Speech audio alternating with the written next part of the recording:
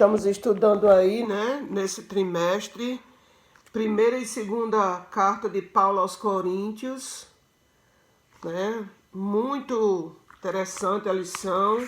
E a lição da semana, essa primeira semana do trimestre, o título é O Ministério de Paulo aos Coríntios. Certo? Estamos vendo aí o ministério de Paulo aos Coríntios. Como foi que se deu? Hoje é quinta-feira, dia 2 de julho, né, de 2026, e o título da lição de hoje é As Cartas de Paulo aos Coríntios. E aí nos manda ler aqui alguns textos. 1 Coríntios 1, de 11 a 13, que diz assim: Pois, meus irmãos, fui informado a respeito de vocês por alguns membros da casa de Cloe de que há brigas entre vocês. Refiro-me ao fato de cada um de vocês dizer: eu sou de Paulo, eu sou de Apolo, eu sou de Cefas, eu sou de Cristo. Será que Cristo está dividido? Será que Paulo foi crucificado por vocês? Ou será que vocês foram batizados em nome de Paulo? Né? E aí o 4,14, manda ler o 4,14, que diz: Não escreva estas coisas para que vocês fiquem envergonhados, pelo contrário, para admoestá-los como a meus filhos amados. Certo? Aí também o 5,11, manda ler o 5,11, mas agora escrevo a vocês que não se associem com alguém que, dizendo-se irmão, for devasso, avarento, idólatra, maldizente, bêbado ou ladrão. Nem mesmo comam com alguém assim. Na orientação aí de Paulo, né? E o 7, versículo 1 diz: Quanto ao que vocês me escreveram, é bom que o homem não toque mulher. Né? Eles estavam escrevendo para Paulo aí sobre essa situação aí. E 14:37 diz: Se alguém se considera profeta ou espiritual, reconheça que é mandamento do Senhor o que eu estou escrevendo para vocês. E também o 40: Tudo, porém, seja feito com decência e ordem. Então, qual é a pergunta? A pergunta é: com base nesses textos, por que Paulo escreveu cartas aos cristãos de Corinto, né? A gente viu aí que havia brigas entre eles, havia litígios, havia, como se diz hoje no popular, os puxa-encoia entre os irmãos, né? E também a questão da prostituição, a cidade era muito devassa, como nós vimos ontem, e alguns falsos irmãos, alguns irmãos não estavam ainda transformados por Deus, né? E então ainda viviam uma vida de devassidão, né? E Paulo escreveu a eles para admoestá-los como a filhos amados, né? Foi isso que ele disse, para que eles não se associassem com esses falsos irmãos, mas que eles fossem disciplinados.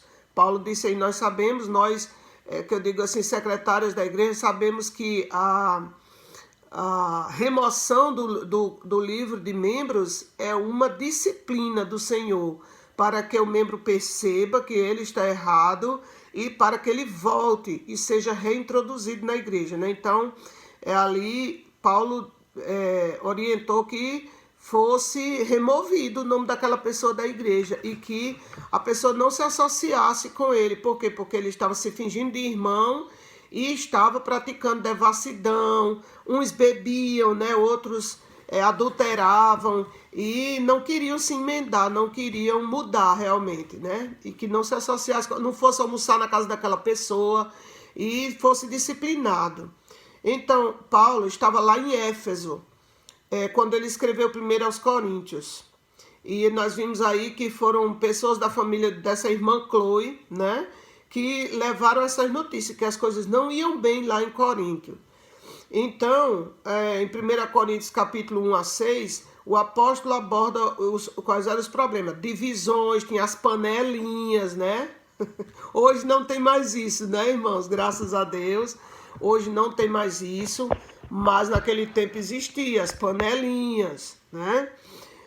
imoralidade sexual, ações litigiosas, ações judiciais entre irmãos e prostituição, infelizmente, né? E além disso, Paulo recebeu uma carta com perguntas específicas, como está lá em 1 Coríntios 7:1. Eles perguntando ali sobre a questão da pureza sexual, do celibato, se era melhor a pessoa ficar solteiro ou se casar, né? Eles mandaram uma carta para Paulo perguntando sobre isso. E sua resposta, a resposta de Paulo, ocupa o capítulo 7 todinho. E outros capítulos. As perguntas que eles mandaram estavam relacionadas a casamento, divórcio, celibato, alimentos sacrificados a ídolos, conduta no culto como deveria ser, uso dos dons espirituais, né? Como é que deveria ser essas manifestações na igreja. E uma má compreensão sobre a ressurreição, que a gente vê que lá em 1 Coríntios 15, Paulo vai dedicar todo aquele capítulo para explicar sobre a ressurreição, né? Então, a igreja de Corinto, irmãos, era problemática e imatura, certo? Ainda não tinha maturidade espiritual para lidar sozinha com esses problemas. Talvez a sua igreja local, a minha igreja local, tenha muitos problemas, né? Ainda assim, a situação de Corinto era provavelmente bem pior, viu? Bem pior. Então, a primeira carta de Paulo aos Coríntios é muito pertinente à nossa época. Afinal, não enfrentamos até certo ponto alguns dos mesmos problemas em muitas de nossas igrejas hoje? É verdade, né? Esta carta tem muito a nos dizer. É uma das mais ricas, instrutivas e poderosas de todas as suas cartas, né? Como Ellen White disse aí no livro Atos dos Apóstolos. Paulo pode ter escrito 3 ou 4 cartas aos Coríntios, como está registrado ali, deixa a gente entender que ele escreveu outras cartas aos Coríntios. Ele escreveu uma primeira carta antes de 1 aos Coríntios, mas essa carta se perdeu. Está registrado em 1 Coríntios 5:9. E antes de 2 aos Coríntios, ele escreveu uma carta referida pelos estudiosos como uma carta severa. Também foi perdida, né? Não foi colocada no cânon bíblico. Alguns entendem que essa carta severa seja 1 Coríntios. Outros sugerem que o seu conteúdo esteja preservado em 2 Coríntios, ou seja, ele ter repetido o que ele colocou nessa carta severa, ele colocou lá em 2 Coríntios. Pelo menos uma parte, né? Uma parte disso.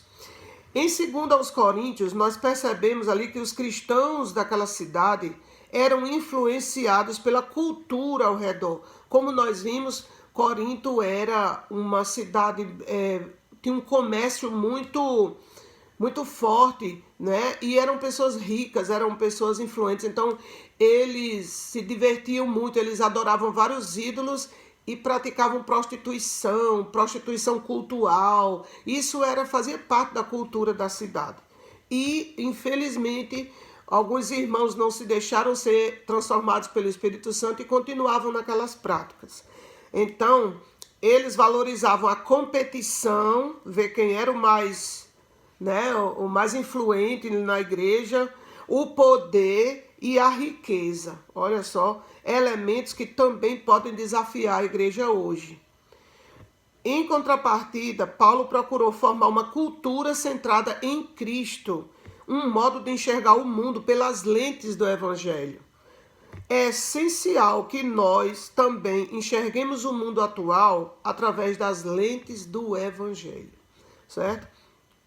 Então, aqui manda ler novamente 2 Coríntios 2:4, 2 aos Coríntios 2:4, né? O irmão já colocou aí, porque em muita tribulação e angústia do coração vos escrevi, com muitas lágrimas, não para que vos entristecesseis, mas para que conhecesseis o amor que abundantemente vos tenho, né? Então pergunta aqui, o que esse texto revela sobre o quanto Paulo se importava com aquelas pessoas, né?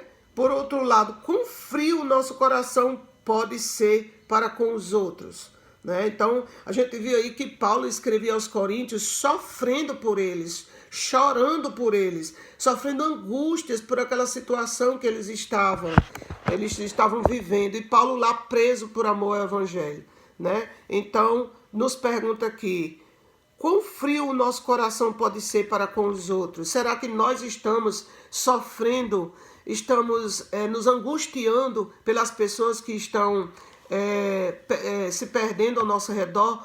Ou por irmãos que estão abandonando o templo, estão abandonando a casa de Deus, estão abandonando a fé? Nós estamos sofrendo por eles?